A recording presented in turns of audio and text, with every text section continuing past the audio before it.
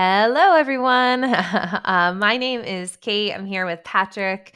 We are really excited today to dive into the topic that we're going to be covering, which is talking today about why we feel that focusing on sequencing is super important if you are teaching asana classes as a yoga teacher. Patrick, I know that this is one of your favorite topics, but I guess let's start. How are you today? Sorry, I jumped right in there.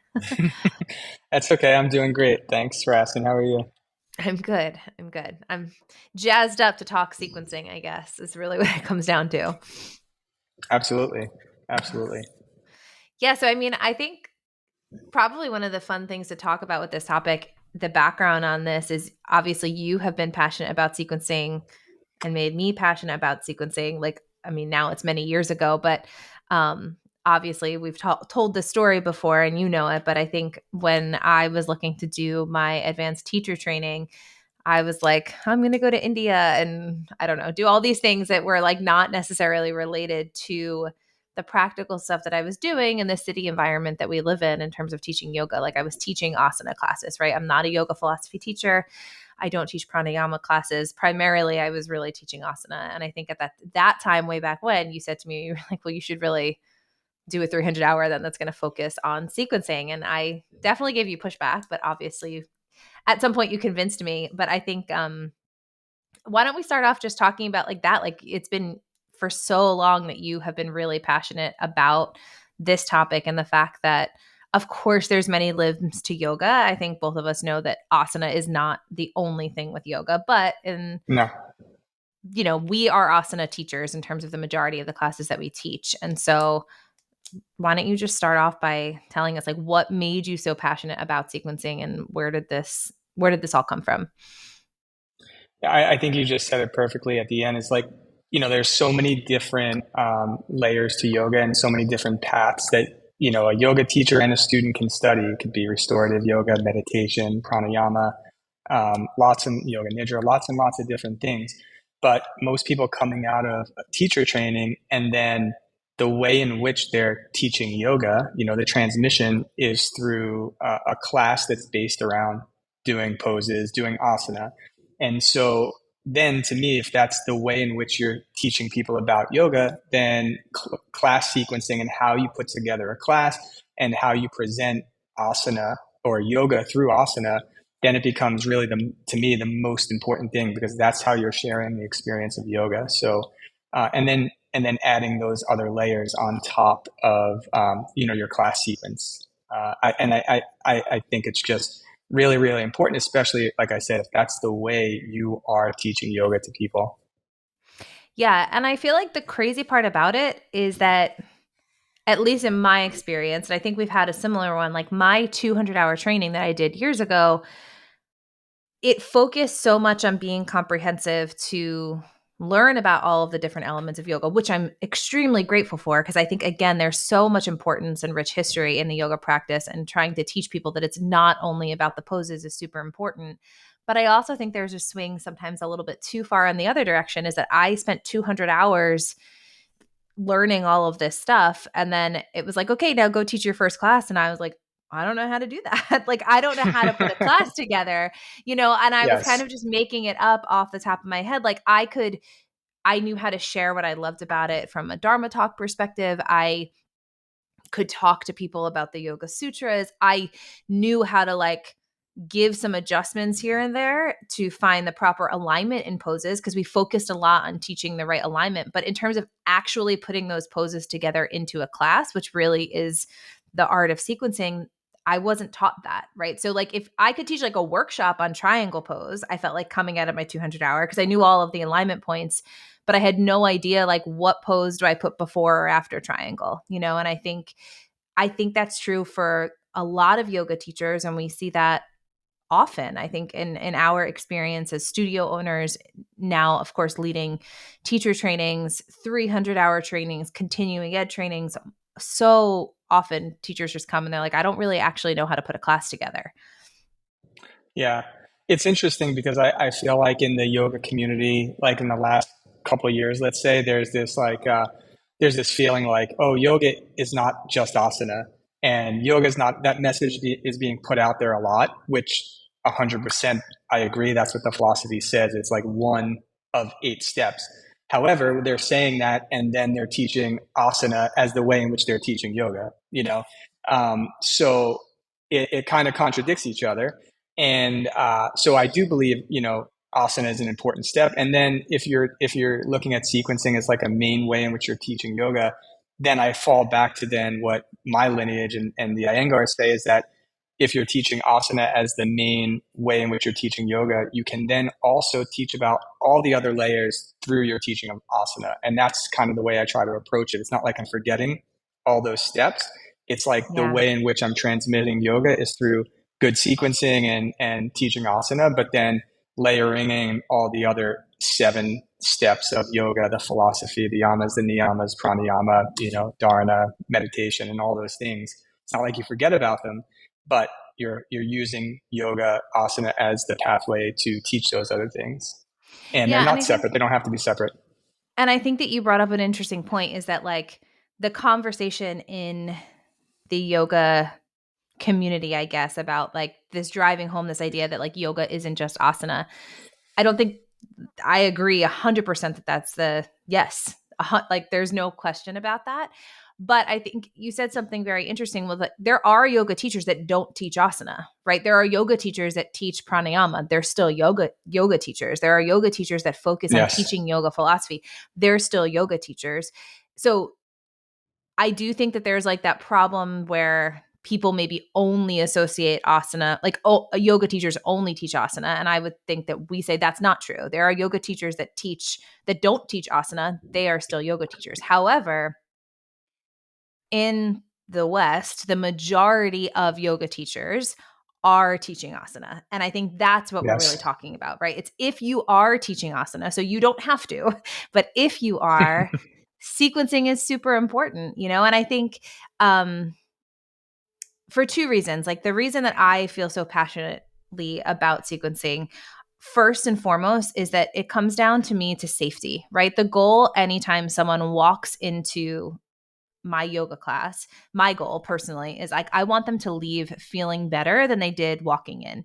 And I can tell you, full disclosure, before I knew how to sequence, right? When I came out of my 200 hour, like I just shared, and I was just kind of randomly putting classes together, I have had students who are now still students of mine who started with me say to me like, oh yeah, I used to leave feeling pretty sore and like not great. And I'm like, I don't really know why you stayed and kept taking my classes, but okay, great. Like, because I didn't know how to sequence, I was just putting a bunch of stuff together.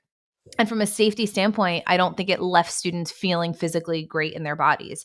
The second that I started focusing on really understanding and honing in on sequencing, I could see the shift in my students in terms of how they felt leaving class, both on a physical level, literally in their bodies, but also I think emotionally, right? Like feeling successful, being able to, excuse me, make their way through a class.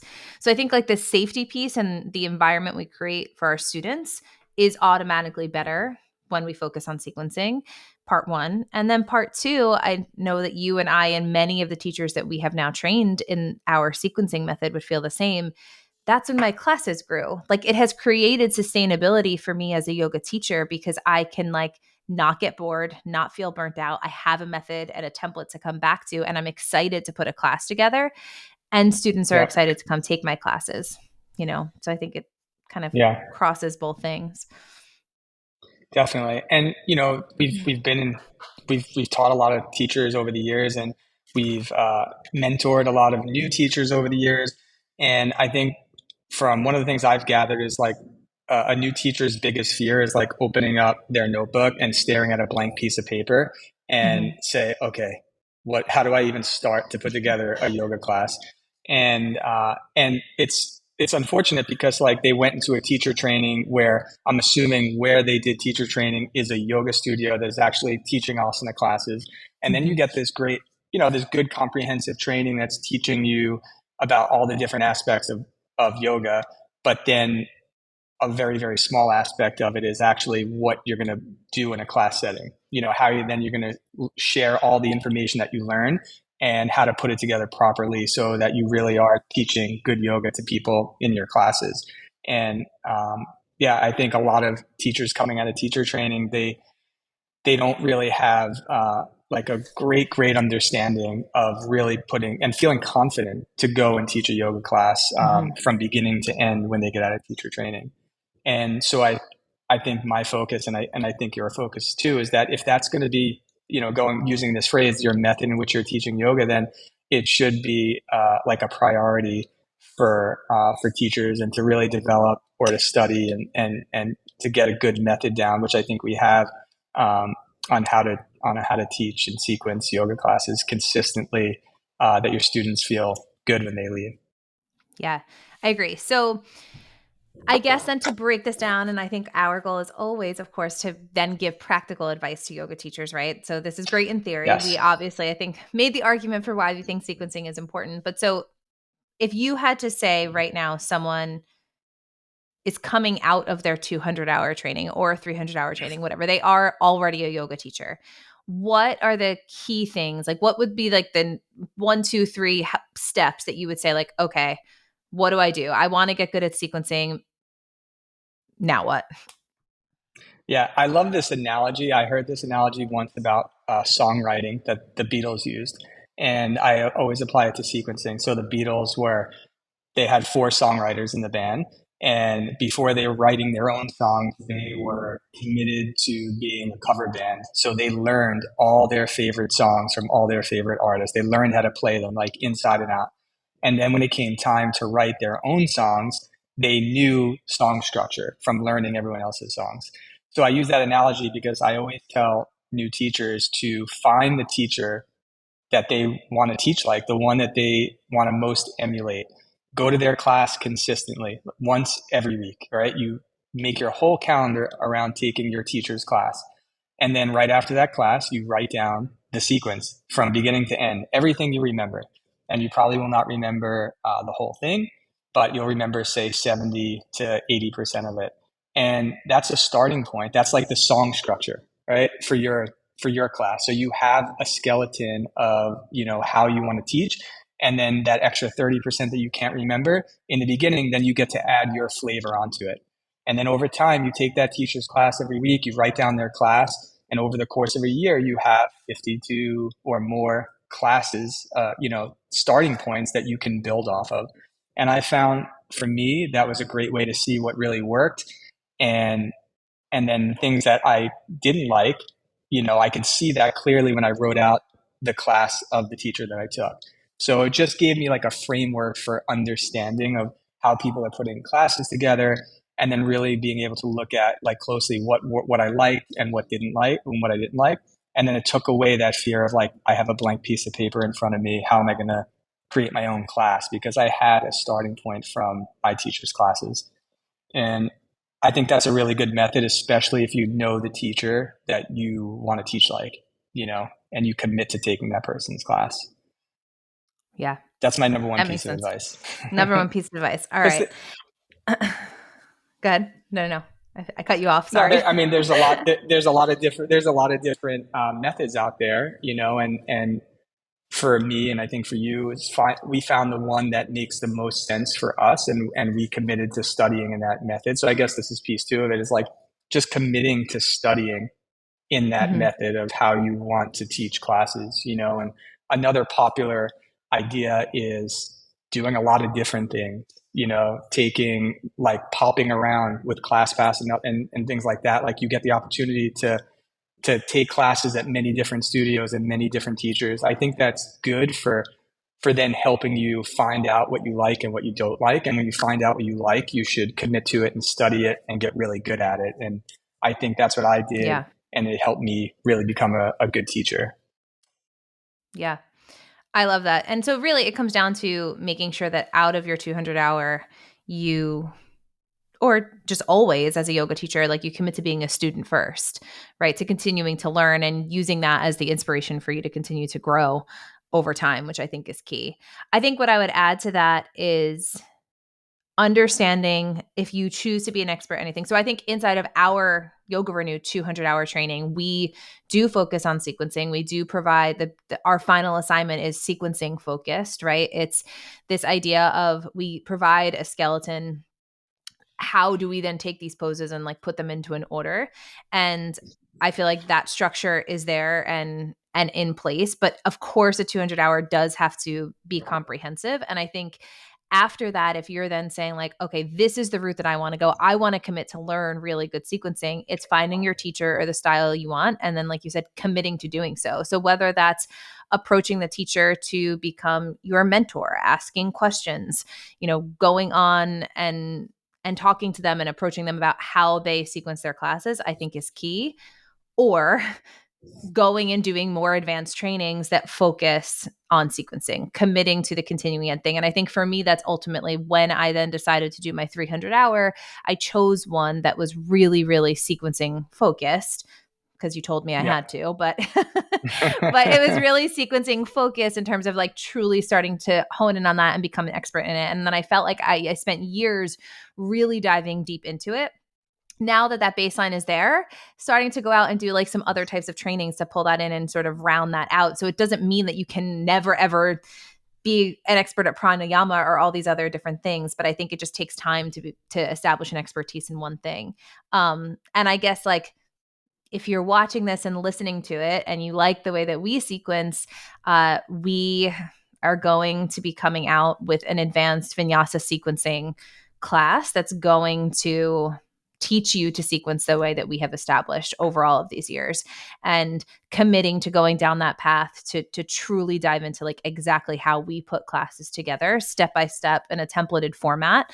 And so whether it's our training or another one, if sequencing becomes your thing, it's like you find your teachers and then figure out how to replicate that. And I think that's the goal with our sequencing course, is we want to save people time so that it doesn't have to be 3, 4, 5 years of trying to create their own, but rather to say, hey, here's the template. We know that it works. We can teach you exactly how to do this. And that's why I think I'm also just so excited for this training to come out. Yeah, I'm So I'm very excited, and it's something I think that we've like fine-tuned over many, many years, and are able to share in like a nice, clear, step-by-step way that I think teachers that are new and experienced will get a lot from. So I'm really excited. yeah, me too. So I think that wraps it up though. Why we feel passionate about sequencing if you're teaching asana classes, and the steps that we think you should take if that's something that's interesting for you. We're always here as a resource. Reach out to us, Kate at YogaRenewTeacherTraining.com, Patrick at YogaRenewTeacherTraining.com, and to this community that we are so grateful to be a part of. Thank you for being here. And we will be back again soon with another expert chat. All right. Thanks, Patrick. Thanks, Kate.